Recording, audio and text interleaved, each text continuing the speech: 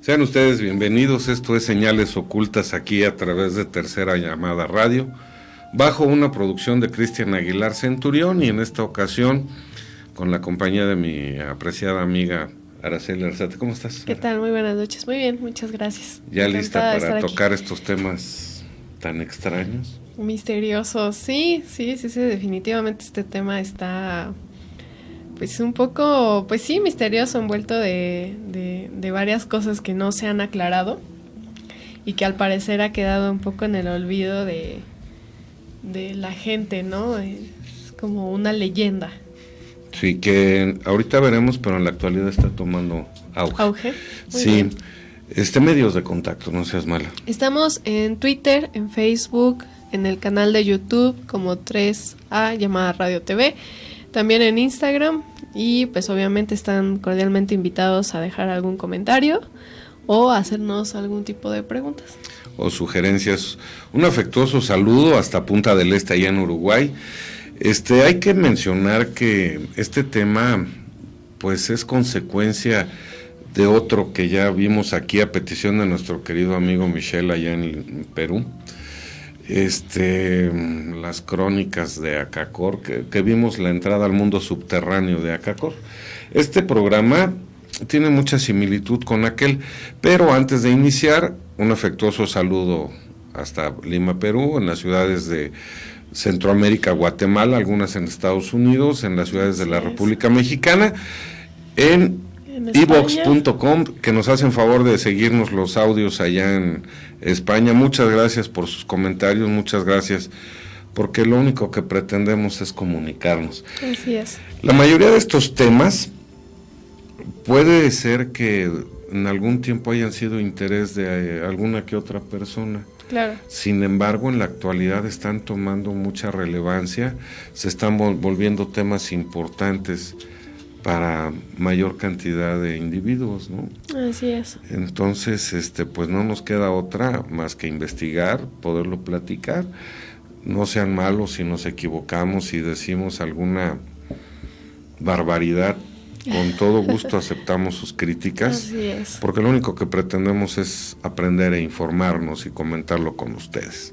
Bueno, pues ¿qué te parece si comenzamos con el tema de la cueva de los tallos? Así es. Vamos a hacer una pequeña introducción, a ver si no me equivoco. Ok. Mira, todo esto comenzó para nosotros aquí en Tercera Llamada a través de la sugerencia, como ya les expliqué, de nuestro amigo Michel. Y él nos decía, oye, ¿por qué no hacen un programa referente al libro de Bruegel que se llama Las Crónicas de Acacor? Uh-huh. La verdad, yo pecaría de soberbio si no expresara la realidad de las cosas. ¿Sabes qué sabía yo de eso? Nada. No, pues sí. Nada. Pues es algo que no se habla todos los días. Sí, lo empezamos a investigar y fue muy interesante porque en resumidas cuentas, partiendo de ese libro, se nos da a conocer que se cree, existe la posibilidad que cada vez va siendo más latente y que va relacionando muchos eventos de la civilización con esto, con un mundo subterráneo, con civilizaciones que han vivido y que se supone que todavía aún viven y permanecen debajo de la tierra. Bueno, entonces ya nos pusimos a investigar el caso de Bruegel, la tribu de los Ugamungulala, Tatún Canara, que era el príncipe mestizo, hijo del dirigente de esa tribu, hace los relatos de su tribu y su civilización. Ok. Y ahí comienza lo misterioso, mágico, tal vez fascinante de todo esto, porque el Tatún Canara narra que ellos son descendientes de aquellos seres que llegan a poblar la tierra, que su tribu es la elegida y es la que da inicio a la humanidad. Y órale, ahí ya cambió, ¿no? Claro. Porque en nuestra programación, en la información que hemos recibido siempre, pues aparece un Génesis bíblico. Sí. Después aparece, conforme hemos ido avanzando en estos temas, y cada cultura tiene su propio Génesis, pero los más relevantes, el Génesis de Mesopotamia. Uh-huh. Después ya viajamos y existe otro Génesis en el Amazonas. Pero aquí lo curioso es que la información se va relacionando en el sentido de explicarnos que el origen de la vida se da en civilizaciones subterráneas. Así es. ¿Verdad? Que empiezan en el Amazonas, pero se van extendiendo por túneles que son construidos por esos seres extraterrestres y que se supone que atraviesan todo el continente americano, desde Sudamérica a California, y hasta ahí me quedé porque al parecer creo que se va hasta el Polo Norte. Bueno, entonces el programa anterior vimos lo que era la tribu Ugu-Mungulala, la ciudad subterránea de Acacor, pero obviamente eso nos llevaba a una conexión uh-huh. con la cueva de los Tayos, que esta se encuentra en un país diferente, en las fronteras entre el Amazonas también. ¿Qué te parece si comenzamos porque nos narres qué es la cueva de los Tayos? Bueno, pues sí, esta cueva se denomina así Tayos porque así se llaman unas aves nocturnas que al parecer están ciegas, viven en esa zona y pues es la especie que más habita dentro de la cueva, que también es un punto importante el que esta especie esté ahí, puesto que muchos dicen que precisamente con estos túneles las aves pueden volar al interior de manera libre, o sea, no hay algo con lo que choquen. Como si fueran murciélagos. Exacto, o sea, okay. que la cueva al interior pues de verdad ha de tener una extensión muy grande, ¿no? Uh-huh. Porque en todo el camino te las encuentras. La cueva de los Tayos se encuentra en la República del Ecuador, en la provincia de Morona, Santiago. Es una zona montañosa que está muy irregular y le llaman la Cordillera del Cóndor. Ahorita producción nos va a hacer favor de ejemplificarnos con los mapas. La cueva de los Tayos se ubica en la selva alta virgen a 2 kilómetros al sur del río Santiago y colinda también a unos metros, menos de 1 kilómetro, con el río Coangos o Cuancus, ¿no? Uh-huh. Está situada en las tierras que pertenecen en la actualidad a los indígenas nativos de los Coangos. La cueva de los Tayos forma parte del territorio independiente de los Shuar Arutam. Así es. Esa es la otra tribu, ¿no? Uh-huh. Bueno. Y que bueno, los Shuar han visitado la cueva durante mucho tiempo, puesto que se alimentan de los polluelos que van dejando obviamente estas aves, los Tayos. Sí. Entonces ellos entran en temporada de la primavera a robar a estos polluelos y pues alimentarse de eso, ¿no? Ahora, vamos a hablar de la cueva como tal. Uh-huh. Para entrar, el ingreso se realiza, tiene que existir un permiso de la corporación que lo maneja, de los mismos indígenas, de los Cuancus. Así es. Hay diferentes alternativas para llegar a la cueva, puede ser a pie, en caballo, desde algún pueblo cercano, Juquiantza, creo que se llama, luego es como toda una aventura, ¿no? Sí. Hay que cruzar un río, en un puente de madera, luego hay que subir, etcétera. En la actualidad les debo comentar que estaba yo observando, creo que ayer o antier, que se están organizando expediciones. ¿Otra vez a la cueva de los Tayos? Pero ahora ya las expediciones son así como de deporte extremo, ¿no? Pues debe de ser porque pues con toda esa travesía. Sí, ¿no? Que imagínate atravesar un puente colgante de madera, tener que andar en caballo, caminar por laderas de las cordilleras. Y aquí lo interesa, puedes incluso llegar en helicóptero, pero aquí ya empieza lo emocionante. Así es.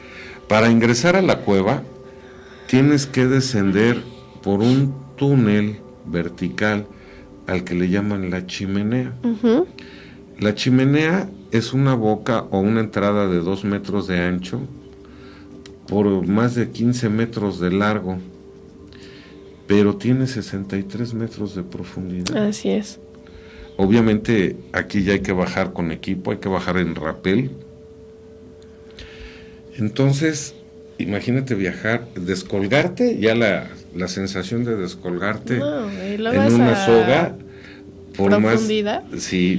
Por más de 50 metros, por ejemplo, y en una vertical de 90 grados, ¿no? No. Ni siquiera sé qué es eso. Yo me imagino la obscuridad, ¿no? Obviamente, pues sí, no todo con lámparas de minero. Sí. Obviamente, tienes que usar arnés y tienes que usar todos los equipos. Por eso, en la actualidad se ha vuelto muy atractivo para los chavos, claro, para la gente joven. Bueno, entonces esto no es un anuncio turístico ni mucho menos, sino estamos tratando de hacer una narración de lo que en la actualidad está sucediendo por aquella parte, ¿no? Ok, entonces ya entras por la chimenea, uh-huh. Llegas a una pequeña bajada, son como 6 metros, y ahí encuentras ya diversos túneles. Estos túneles miden más de 17 kilómetros. Así es. Al día de hoy, ni siquiera 5 se han terminado de explorar. Sí, de hecho, ahora lo que mencionaba de las aves, es que se han encontrado aves que pues provienen de esta cueva en Venezuela. Por eso se cree que los túneles tienen un gran alcance, porque las aves pues obviamente vuelan y se desplazan hasta donde llegan, ¿no? Claro. O sea, habrá que recordar que en el libro de las crónicas de Acacor se habla de que Tatún Canara le platica a Kruger que su tribu es dividida en 3 y que se van al interior de las ciudades subterráneas, y una de esas partes que se dividió de su tribu se dirige hacia la Cueva de los Tallos. Ok. ¿Sale? Entonces, aquí habrá que considerar que si pudiéramos organizar bien las ideas, estamos tratando de imaginar que ese mundo subterráneo tiene diferentes entradas o salidas uh-huh. que lo comunican hacia el exterior, ¿no? Hablabas ahorita, por ejemplo, que se han encontrado estas aves en Venezuela y en otros países. Y sí, imagínate, pues, si es un túnel que atraviesa todo o gran parte de Sudamérica, pasa por Perú, llega a Panamá, si no mal recuerdo, al Istmo de Tehuantepec, a Guanajuato, México, y continúa su camino uh-huh. hasta pasar por California, y de ahí hacia el norte, obviamente debe tener varias entradas y varias salidas. Claro. Ya iremos comentando, porque aquí, acuérdense que en el programa de El Mundo Subterráneo de Acacor hablamos de que aquí en México también existe lo que se supone, según narraciones de Óscar Arredondo, un lugar donde también se puede acceder al mundo subterráneo. Claro. Pero bueno, no nos desviamos. Entonces, la Cueva de los Tallos. Luego, más de 17 kilómetros uh-huh. y se han explorado solamente 5. Así es. Y bueno, también, ya que se logra descender, se encuentran formaciones que parecen estructuras arquitectónicas, como por ejemplo una puerta gigante, paredes y un túnel geométrico creado por la erosión del agua. De inmediato se continúa a una sala grande o galería que tiene un largo de 3 kilómetros aproximadamente, 50 metros de ancho, y mantiene una altura promedio entre 15 a 35 metros. Aquí la altura ya es considerable. Ya es mayor. Ya entras a una sala de mayor tamaño. Exacto. Uh-huh. Y bueno, la cueva es una formación geológica que data sus inicios aproximadamente 200 millones de años. Y las formaciones de piedra contienen ángulos rectos y acabados en formas simétricas y muy lisos, lo que a simple vista da la impresión de que pues hayan sido talladas por el hombre, ¿no? Así es. La formación de la cueva probablemente se deba en gran parte a la acción del agua filtrada, porque es roca caliza, ¿sí? Y esto ha provocado impresionantes formaciones de estalactitas, estalagmitas y estalagnatos. Aquí, por ejemplo, ¿cómo se descubre? ¿Tienes información de cómo se descubre la Cueva de los Tallos? Pues es un poco, no es tan precisa. No es tan precisa hasta antes que Juan Morix. Él sí puso en papel y ante la ley, digamos, lo que encontró. Uh-huh. Hasta antes que él fuera, hay dos personas que pudieron haber ido mucho antes, ¿no? Está el arqueólogo sacerdote Pedro Porras, sí, quien encontró lo que aparentemente fuera el enterramiento de algún cacique aborigen con correspondientes ornamentos fúnebres como vasijas, que, bueno, hoy son atesorados por el Museo Weilbaur. Y también en 1946 existe también una visita de Petronio a la cueva de los Tallos, uh-huh. Petronio Jaramillo, y él empieza a registrar visitas en dicha cueva. Más constantes. Y él es entrevistado por Juan Morix. Ajá. Oye, déjame interrumpirte. Uh-huh. Casualmente, muchas de las cuevas en todos los lugares del mundo son descubiertas por casualidad. Aquí en México tenemos, por ejemplo, el caso de las grutas de Cacahuamilpa, el río subterráneo San Jerónimo, el Chontacuatlán, todos estos lugares, claro, son descubiertos casualmente porque a lo mejor algún campesino va por una oveja, una vaca, un perro, algo que se le escapa, algún animal que se le escapa, sí, que cae, encuentra y ahí se descubre. En la Cueva de los Tallos no hay esa información de cuál es el origen de su descubrimiento, ¿verdad? No se dice realmente. Digamos que quizás no se le tomó gran importancia, uh-huh, en ese momento. Estamos hablando de los años 40, a mediados de los años 40, cuando estas dos personas, el padre y este señor, pues empezaron a ir. ¿Cuándo toma relevancia? En los años 40, exactamente a finales de los 40. Sí, como en el 46 más o menos. Fíjate en esto, casualmente, uh-huh, en 1939, sí, llegan 2,000 soldados alemanes a la jungla amazónica con la finalidad de conocer a Cacor. Okay.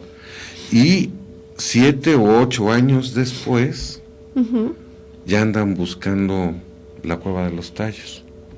Si seguimos cronológicamente esa situación, puede ser que por ahí de los años 55, 56, de los 1955, 56, ya estén buscando en Machu Picchu la otra entrada.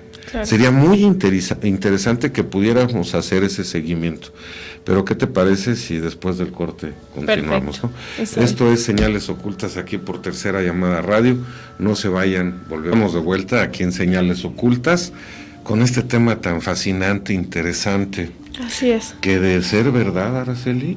Híjole, no, pues de ser verdad, o sea, realmente estamos viviendo en un mundo superficial, ¿no? O sea, ¿qué tanto conocemos de la tierra donde vivimos? Estamos, ¿no? Pues sí. Decimos, del mar se conoce muy poco, ¿no? El 2%. ¿Ahora de la tierra? No, pues estamos peor. O estamos igual. Sí, claro. Bueno, entonces dijimos que 7 años después empiezan a mencionar la Cueva de los Tallos. Así es. Pero Tatún Canara ya se lo había dicho a Brugger, ¿sale? Okay. Y a lo mejor por ahí se filtró la información y aquellos individuos que han estado siempre en busca del origen de la humanidad, el origen de la civilización, callada y sigilosamente empiezan a buscarlo. Claro, sí, ¿verdad? sí, seguramente. Bueno, a ver, ¿qué más? Bueno, pues Juan Morix se entrevista con este señor Petronio y obviamente él le dice, pues, de qué lado o de dónde está entrando a la cueva de los Tallos, ¿no? Uh-huh. Cómo se entra.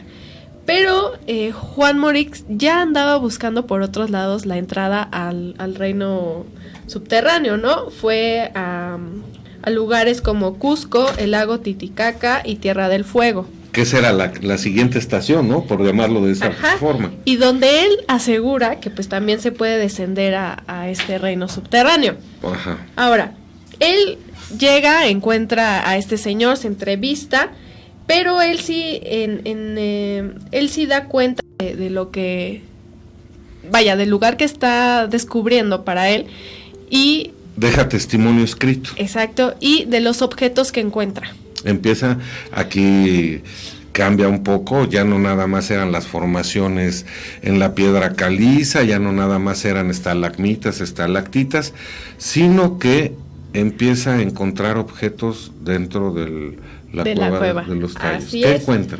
Pues encuentra unas, para lo que parecen ser unas piezas de metal, de oro, de plata, que tienen grabado pues ciertas figuras que él inmediatamente pues logra reconocer alguna de ellas porque este señor ya tenía un antecedente ahí esotérico y pues andaba muy metido en estas ondas. Uh-huh.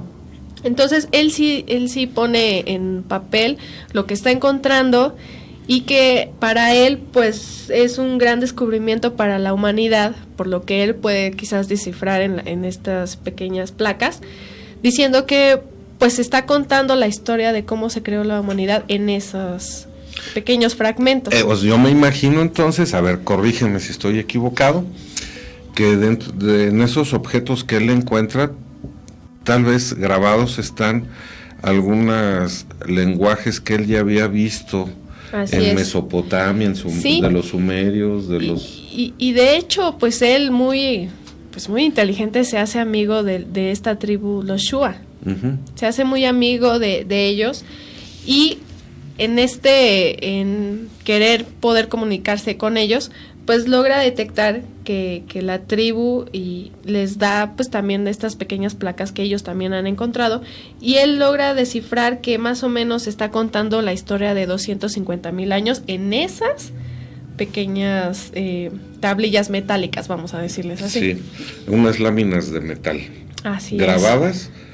Donde se habla del origen de la humanidad, uh-huh. Muy similar a las tablillas sumerias, ¿no? Así es. Y pues también, digamos que, pues, no sé, es muy raro cómo se dan las cosas a veces, pero cerca de donde está la cueva había un padre, el padre Carlo Crespi.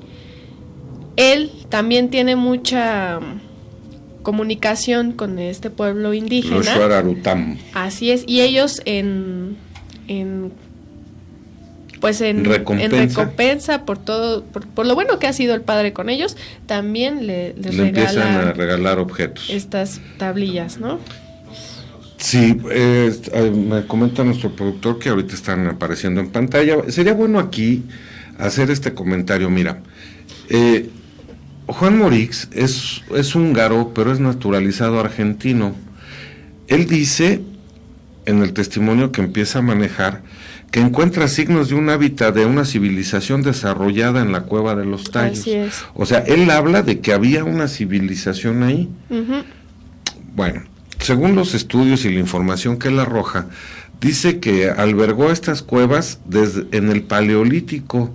Quiere decir que es de 48,000 a 12,000 años antes de Cristo. Así es. Donde la cueva le sirvió de protección durante la glaciación. Fíjate qué curioso. En Acacor hablan de que cuando había grandes catástrofes, la tribu se refugiaba en el interior de los túneles mientras pasaban. Así Aquí nos volvemos a encontrar la misma situación, ¿no? Sí, de una civilización que se guardó ahí, digamos, en lo que pasaban esos acontecimientos. Así es. Pero obviamente volvemos a lo mismo. Estamos hablando de cuántos años antes de Cristo y que pudieran tener ese nivel de coeficiente intelectual. Para poder grabar todo lo que estaba sucediendo, ¿no? En ese momento, ¿no? Es decir, cómo tenían esos conocimientos, pues para poder ponerlos de manera escrita en estos pequeños fragmentos de metal. Hace una narración y dice que aproximadamente en el año 9000 antes de Cristo, la civilización, ya que suceden esos eventos, vuelve a salir de la cueva, porque ya mejoró el clima. Claro. Y se dirigen al sur y se sitúan en la parte costera de Perú con el norte de Chile. Así es. Y bueno, en la época del Neolítico, edad de piedra reciente, la cueva vuelve a ser habitada a partir de los 3000 años antes de Cristo por una civilización pre-Shuar, que es la civilización que pues está muy muy cerca de la cueva de los Tallos. Y bueno, esta civilización ya usaba artefactos de cerámica, lo que comprueba la Universidad de Múnich en una prueba de carbono 14, ¿no? Y pues obviamente todo esto empieza a atraer la atención de los cazadores de misterios, que en ese momento pues se puso en boga, ¿no? Ya para el año 1500 antes de Cristo empiezan los Shuar Arutam, como los conoce Morix, ¿no? Así es.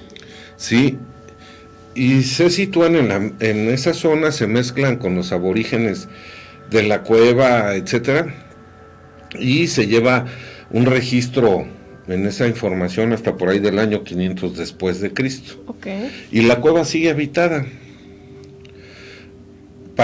Desde ahí y hasta el 1900,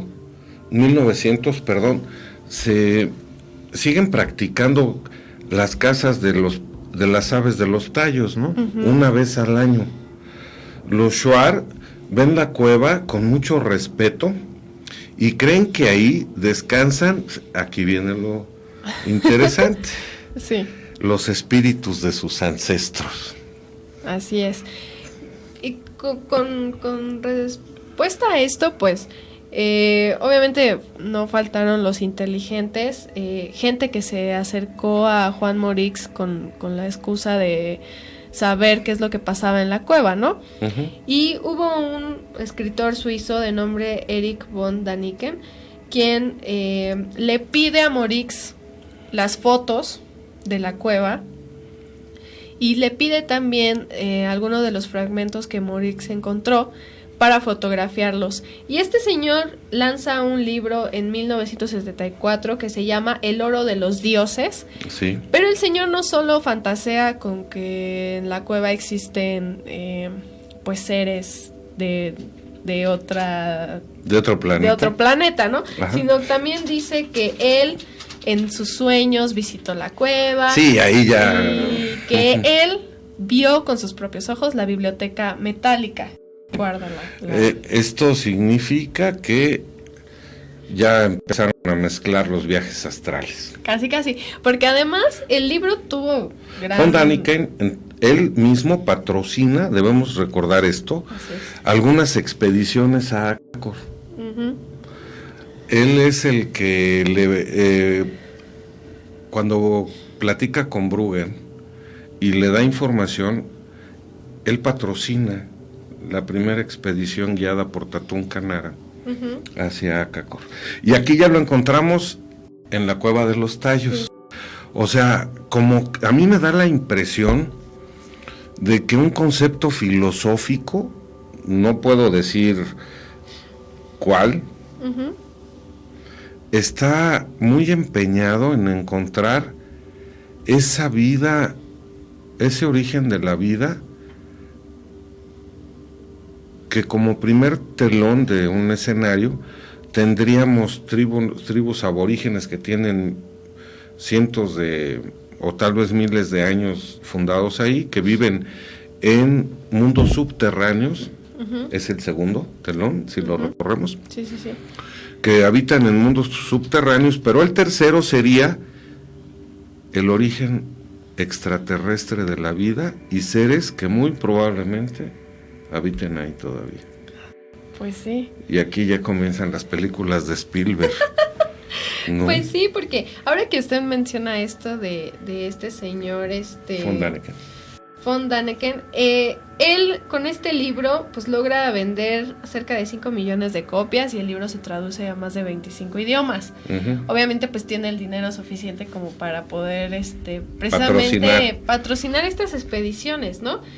Y pues pasa esto, obviamente Moritz pues quizás se saca un poco de onda al que tomaran o que este señor tomara las fotografías y creara una historia pues, ahí medio fantasiosa acerca del trabajo profesional que él estaba realizando, ¿no?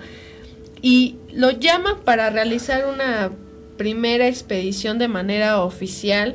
¿También? Ajá, pero él rechaza porque, no rechaza, él pone sus condiciones, dice, ok, yo los voy a llevar hasta donde yo he llegado, siempre y cuando yo esté al mando de la expedición y todo lo que se lleguen a encontrar pues va a ser mío.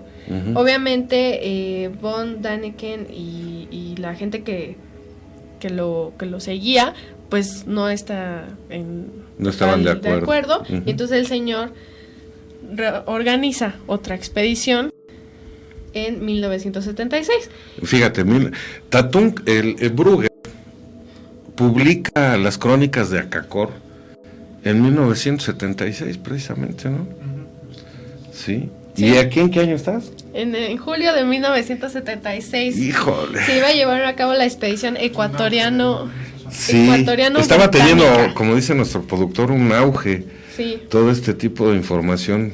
Sí, y es que esta fue, pues, muy sonada porque se necesitó o se requirió el servicio militar, sí, científico, y además invitaron al astronauta norteamericano Neil Armstrong, que es el que pisó la luna. Entonces, ahí ya cambió. Sí, ahí cambió todo porque de ser, pues una cueva y ahí encontramos esto, pues ya tuvo una relevancia mundial, sí, ¿no? Y más por la presencia del astronauta. Y por lo masón. También. Que bueno, ahorita vamos a poner eso. Oye, pero ¿qué pasó con Moritz? Creo que le roban la idea, ¿no? La información. ¿Cómo? Sí, todo lo que él había logrado. Cuando pasa esta expedición, él, pues le roban igual que al sacerdote Crespi. Pero después de la expedición de Armstrong, me imagino. Ajá. Ay, casualmente, ¿no? Sí, además él... ¿Quién se lo roba? No va a decir que un alemán. Pues ahí no dicen. Pero además él, Juan y el Petronio mueren de manera rara. Ah, sí. Nunca se sabe cuál fue el motivo. Como Brugger en Brasil. Así es. Nadie sabe para quién trabaja, ¿no? Sí. Bueno, perdón, te interrumpí. Nos quedamos en la expedición en 1976. Va Neil Armstrong. Para esto, el Apolo 11 aterriza en la Luna en agosto del 69. ¿Sale? Del 69. Vamos es que ya la memoria con la edad me falla, pero creo que es en el 69. Fíjate, lo primero es ir a la Luna como astronauta y ya después le empieza a llamar mucho la atención buscar civilizaciones subterráneas en el 69, ¿no? Creo que fue el 19 de agosto, ¿no? Si no mal recuerdo. 20 de julio, perdón. Fallé por 10 días. Entonces, pero a ver, aquí, fíjate, me quedo pensando esto. Si tú tienes la posibilidad de hacer un viaje en el espacio y llegar a la Luna, ¿qué te debería llamar más la atención? ¿Buscar la vida extraterrestre en el espacio o la o intraterrestre? en cuevas? Está diciendo producción que vamos a un corte. Ok, ¿Sale? perfecto. Estos señales ocultas, no se vayan, regresamos. Está aquí en Señales Ocultas. Oye, qué interesante está todo esto, ¿no? Sí, está muy interesante, pero quienes realmente resultaron afectados por esto, pues fue la civilización Shuar. Porque después de que viene Neil Armstrong, que aquí ya hay varias cosas que ya no cuadran, ¿no? Es parte de la teoría de la conspiración, porque oficialmente no hay algo que diga que él estuvo en esa expedición. Sin embargo, hay fotos ¿Dónde está, no? donde él está ahí. ¿Tienes por ahí una, señor productor? Ahorita la van a poner. Pues obviamente no puedes decir que en esa época fue con Photoshop, porque pues no. ¿No? Además, qué ganas diciendo que sí estuvo ahí, ¿no? Ahora, hay otra cosa que también, en respuesta de la expedición o el producto que sacaron de la expedición fue que ellos no encontraron nada. Sí. Que todo lo que dijeron que estaba tallado a lo mejor por el hombre y que todo, que todo es creación de la naturaleza. No la filtración de agua. Exacto, no hay mano, nadie metió la mano ahí para crear esta cueva. Ahora, hay otra cosa. Hay gente que logra ver cómo de la cueva sacaron cajas selladas que no se les mostró a la comunidad Shuar. Es decir, todos los que permanecían en la expedición, que eran aproximadamente 120 personas, tenían conocimiento de lo que había en esa caja, pero nunca se le dijo a la comunidad qué es lo que se estaban llevando. Y obviamente cuando ellos entran después de la expedición, pues ya no encuentran nada de lo que ellos habían visto que estaba ahí. Que era como su tesoro, ¿no? Como sus reliquias. Exacto. Fíjate que hay publicaciones de índole ocultista donde se dice que la masonería de varios países tenía mucho interés en esa época en encontrar esa biblioteca metálica. Armstrong, por ejemplo, él era masón grado 32. Así es. Pero también un grupo de mormones financió alguna de esas expediciones, ¿no? De hecho, puso dinero para eso. Y la expedición británica esta donde Neil Armstrong forma parte, costó $2 millones en ese entonces de dólares financiar esa expedición. Y bueno, ahora lo que usted menciona de la iglesia mormona, pues sí, porque ellos creían que esas planchas metálicas pues eran las que se describen en el libro del profeta Joseph Smith. Entonces por eso financian esas. A él también le dan unas láminas, ¿no? Creo. Ajá, de oro. Sí. Entonces dicen que son muy similares a las que recibe Smith, que de hecho él funda la iglesia mormona, ¿no? Y aquí ya empezó. Sí, también hay otra teoría que apunta que realmente ellos no se llevaron nada, puesto que las cosas que viven ahí en la cueva no hubieran permitido que se robara o se ultrajara la cueva de esa manera. ¿Me puedes explicar eso que acabas de decir de las cosas? Bueno, ¿Los seres te refieres? Sí, los seres que llegaran a habitar ahí, da la teoría de que ellos no hubieran permitido que algo tan sagrado como es la historia de la humanidad se hubiera robado de esa manera. Ajá. Pero bueno, tampoco hay hay que descartarlo. Claro, no hay que descartarlo. Y además Neil Armstrong también en algún momento dijo que pues la experiencia que tuvo ahí en la cueva pues le dio que pensar, ¿no? Lo que realmente estaba pasando. Entonces pues ya hay cosas medio raras. Oye, se supone que en esas cuevas cabe la posibilidad de que transiten o hayan transitado naves. Estaba yo recordando ahorita que se supone que la nave de NASA estaba con esa capacidad por esos túneles, que por eso podía visitar Egipto y visitar otros lugares del mundo, desde Machu Picchu incluso, para allá, y tal vez las dimensiones de la cueva se preste, ¿no? Oye, Sí. ¿no andarán buscando la nave? Ay, pues a lo mejor. Acajim, ¿no? Sería la siguiente. Sí. Está muy interesante. Yo le quiero proponer a nuestro productor que nos vayamos despacito en este tema. Uh-huh. Porque Araceli, de ser verdad. Sí, Hijo. está muy interesante y ya en este punto hay mucha gente involucrada, ¿no? Hay científicos que de las fotos que logró tomar von Däniken logran descifrar que a lo mejor pues era una clase de escritura Brahim utilizada en el periodo Asokan de la historia de la India hace unos 2300 años, Sí. ¿no? Hay otro profesor de biología de la Universidad de Harvard, el doctor Barry Fell.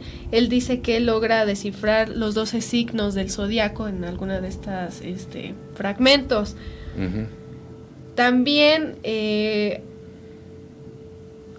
ellos forman parte también de grupos de investigadores que dicen que lo que hay en las tablillas no se lee como si fuera un cuento, sino que es cantado, que forma también parte tal vez de los mantras, Sí. para llamar a cierto tipo de energías. Qué interesante. Sí, es muy Mira, interesante. si le diéramos una peinada rapidísimo a esto, seguramente pasaríamos por alto muchas cosas. Aquí estamos hablando de lenguajes mántricos. Uh-huh. Estamos hablando de que ya se une, tiene una raíz similar con el origen de la iglesia mormona. Uh-huh.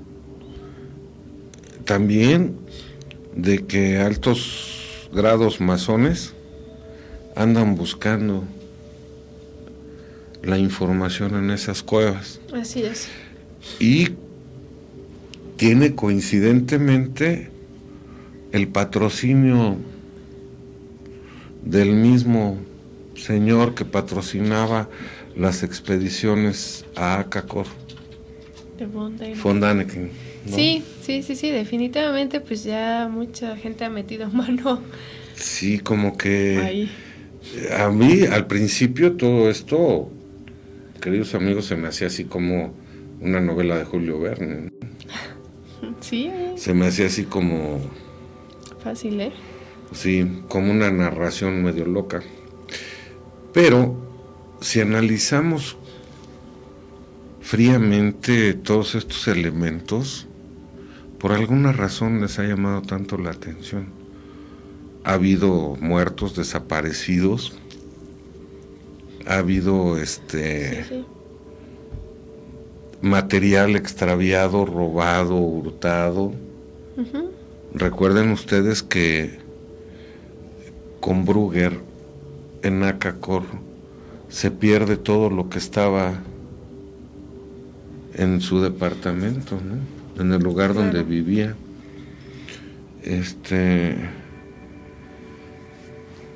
Está muy interesante. ¿Qué más sigue? Se supone que estos túneles están hechos por gente muy alta, gente como gigantes que vivían ahí, ¿no? Sí, de hecho es otra teoría, ¿no? Que apunta que... ¿Qué dice esa teoría? Pues que encontraron unas huellas en la parte pues más alta de una de las cuevas. Uh-huh. Bueno, del túnel, ¿no? Sí. Que hay como estas salas grandes. Entonces que encontraron como huellas de lo que parece ser pues alguien que pues alcanzó a tocar, ¿no? ¿Con la mano? Con la mano ese tipo de... pues desde esa altura. Entonces también está la teoría de que es la entrada pues sí a un reino subterráneo, pero que estuvo habitado por gigantes. Que Que por casualmente coincide mucho con lo que en la Biblia se denomina como los seres Elohim. Uh-huh. Elohim. Sí, y también ahorita que usted menciona de las muertes raras, pues también hay que mencionar que Juan Morix, que fue pues el más allegado a este tema, pues muere de repente en febrero de 1991. Él tuvo, platicó de cierta manera con estas personas que iban a realizar la expedición británica ecuatoriana a la cueva de los Tallos, y vaya, les logró dar la mayor información que él tenía, ¿no? Y pues en febrero de 1991 muere misteriosamente. ¿Son los Elohim o Neftilim, ¿no? Nefilim. Mira, en la actualidad la cueva tiene propietarios, son los cuancos. Así es. Cobran un impuesto por ingresar a la cueva. Se prohíbe sacar cualquier tipo de objeto. Si es que lo encuentran. Si es que dejaron algo. Pero les permiten fotografiar. Sí. La gente local, pues es como en todos lados, son las que difícilmente aprovechan los beneficios del turismo, ¿verdad? Pero ellos no, más bien se aprovechan otro tipo de personas o de empresas. Les comento que sé que en la actualidad hay expediciones guiadas a la cueva de los Tallos. Sí, claro. Bueno, después de que saquearon todo lo que había ahí, las planchas metálicas, las cerámicas, las tablas, todo, la cueva quedó sin rastros de vidas de esas civilizaciones. Todo lo que era como testimonio de lo que ahí sucedía ya no está. Claro. Sí, pues desapareció de un día para otro. Sí. Ahora, háblame de Crespi, no seas mala.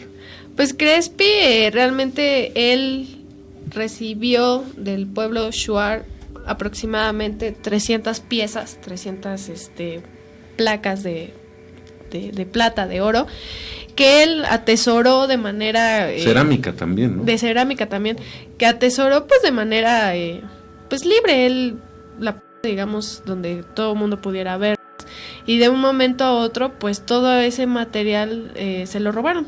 Primero se incendió, ¿no? Ajá. Hubo un incendio, se perdió parte de ese tesoro. Así es. Siempre pasan cosas extrañas, ¿no? Sí, y lo que quedó del incendio pues también fue robado, o sea, realmente... ¿Cuándo él muere? No, antes de que él muriera. ¿Te acuerdas cómo en Acacor le dan a un obispo cortezas grabadas, cerámica, piel, y el obispo también muere? ¿No será Crespi? Y te acuerdas que él muere, pero su asistente le platica a Brugger que lo que le entregó el pueblo de los Ugamungulala estaba en un lugar que se llama Roma. Está muy raro, coincide Híjole. Perfectamente, ¿eh? O sea, cronológicamente hay un suceso de acontecimientos que se llevan pocos años de diferencia, ¿no? Claro.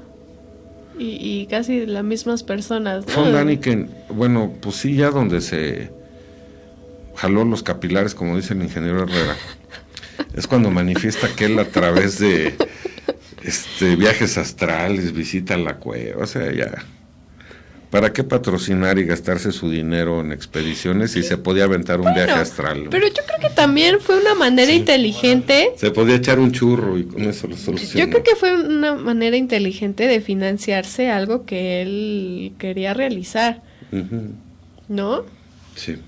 O desviar la atención de lo que realmente estaba pasando. Sí. Digo, el libro fue bestseller, o sea, algo raro pasó ahí. En la ciudad de Cuenca, Ecuador. Tú has estado por allá, me decías, ¿verdad, Cristian? Hubieras ido, o sea. Me quedé pensando, mira, todas las culturas precolombinas muestran una similitud con el origen de sus pueblos. Vamos a recordar que vamos a empezar por las que se supone entran por el estrecho de Bering y que se reúnen en un lugar llamado Aztlán-Chicomostok, que es donde surgen y de ahí se dividen en la República Mexicana. Unos jalan para el norte, otros jalan para el centro, otros para el Golfo y centro Claro. de Sudamérica. Pero pues ahora resulta que ellos también brotan de ciudades subterráneas, ¿no? Sí. Vamos al Amazonas y nos encontramos con tribus que también señalan que tienen su origen en cuevas y que ahí mismo se protegen de las adversidades y de las grandes catástrofes que ha habido en el mundo. Vamos hacia Ecuador, ahora en el tema que es el principal en esta noche, y nos dicen que los Shuar-Arutam también tienen su origen en esos mundos. Sí. Ya la sé. En En la Antártida, los Hopi. Entonces está muy interesante. Ojalá nuestro productor se pudiera poner las pilas y hacernos un mapa Ujú.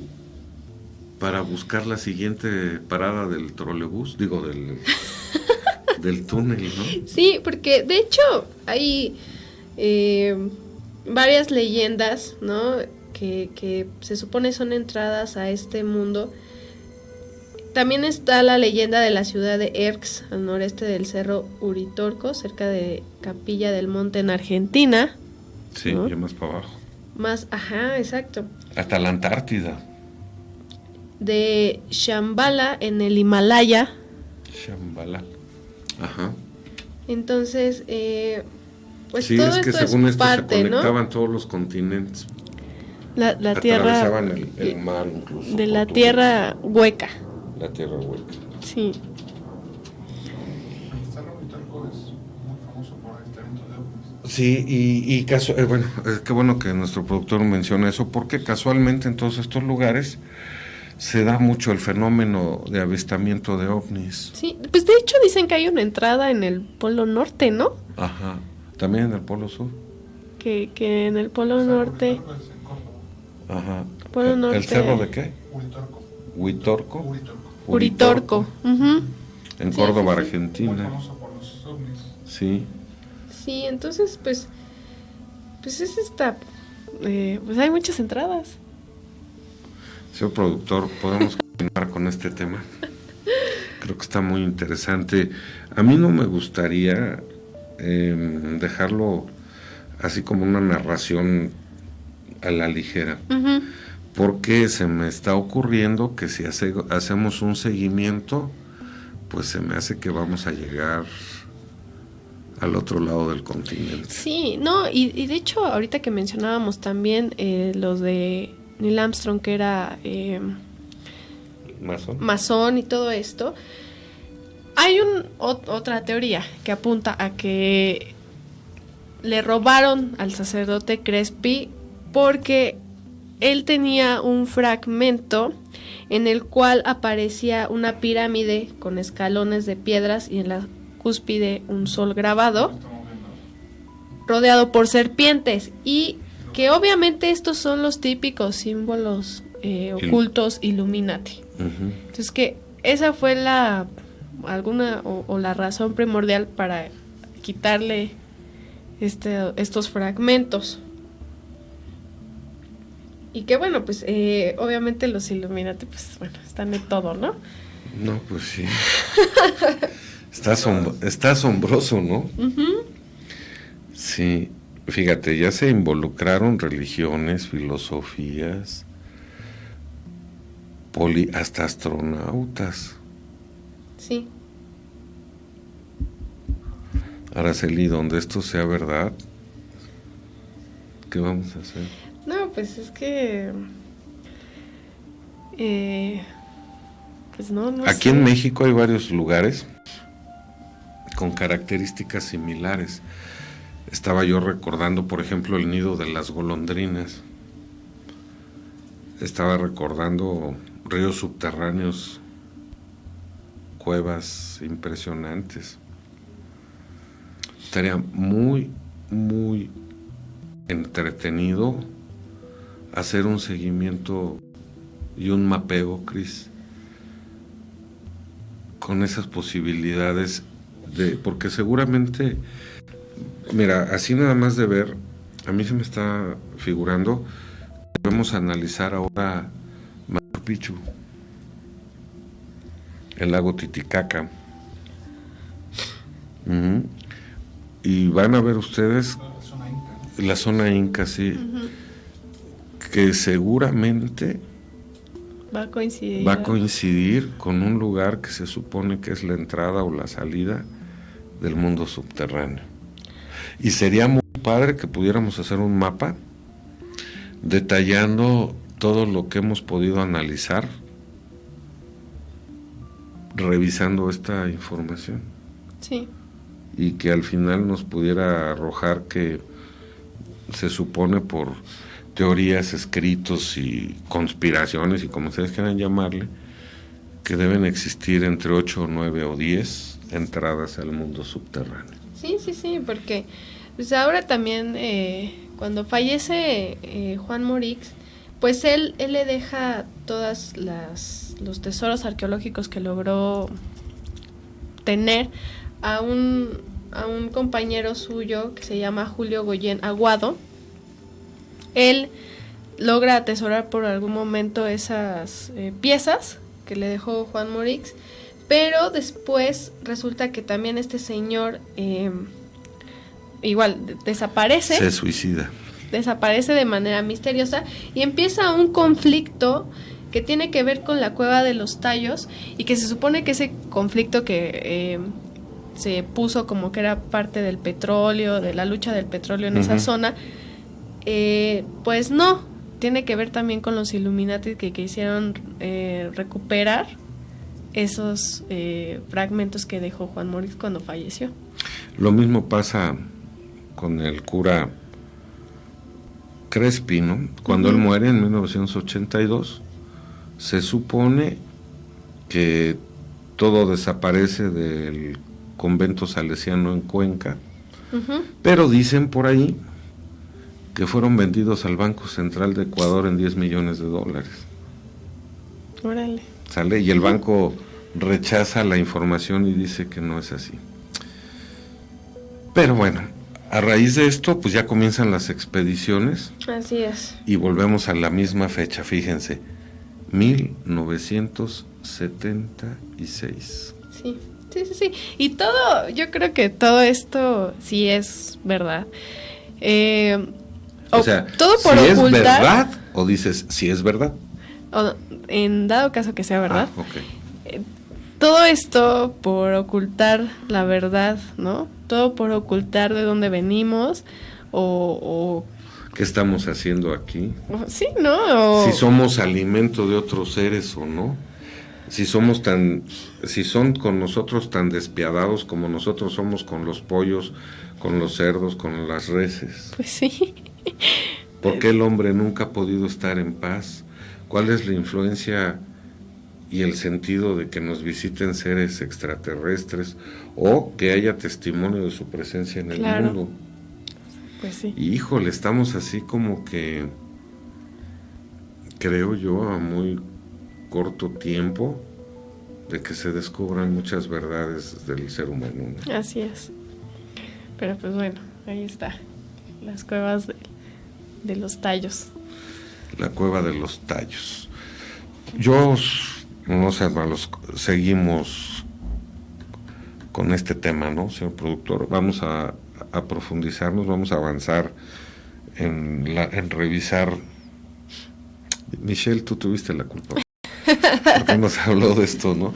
Pero también qué interesante, mira, por eso hemos hablado en otros programas que ya no debe ser importante para nosotros señalar que vimos ovnis, bolitas, puntitos, triangulitos, rectángulos, cigarros en el cielo, volar. Eso nos distrae mucho. Debemos enfocarnos quién está ahí, qué quieren, qué hacen abajo, arriba, por qué atraviesan volcanes que están a punto de hacer erupción. Sí. Entran, salen del mar. ¿Nos salvan o están apresurando las cosas? Está muy interesante, ¿no? Pues sí. Hablan de que en el mundo intraterreno se puede circular por esos túneles a velocidad vertiginosa y que había una nave que podía hacerlo desde hace más de 4.000 o 5.000 años. Entonces, pero alguien nos oculta muchas cosas y nos llena de mitos y misterios, Sí. que creo que si podemos analizarlos de una forma fría, detallada, tratando de ser lo más coherentes, a ver qué resultado obtenemos. Claro. Pues, ¿qué te parece si por lo pronto dejamos esto pendiente y nos despedimos? Bueno, muy bien. Sí, agradeciendo el favor de su atención. Vamos a digerir la información, vamos a darle, como dicen en el pueblo, otra masticada, Sí. para ver con qué más la podemos atar, porque seguramente hay más hacia el norte y hacia el sur. Perfecto. Muy bien. Pues sí. En el siguiente, pues ya les diremos qué encontramos. Bueno, pues en la producción Cristian Aguilar, Araceli Arzate. Juan Ramón Rodríguez, muchísimas gracias por el favor de su atención y nos vemos dentro de 8 días con estas cosas llenas de misterio. Así es. Señales ocultas. Dios con ustedes. Muchas gracias. Buenas noches.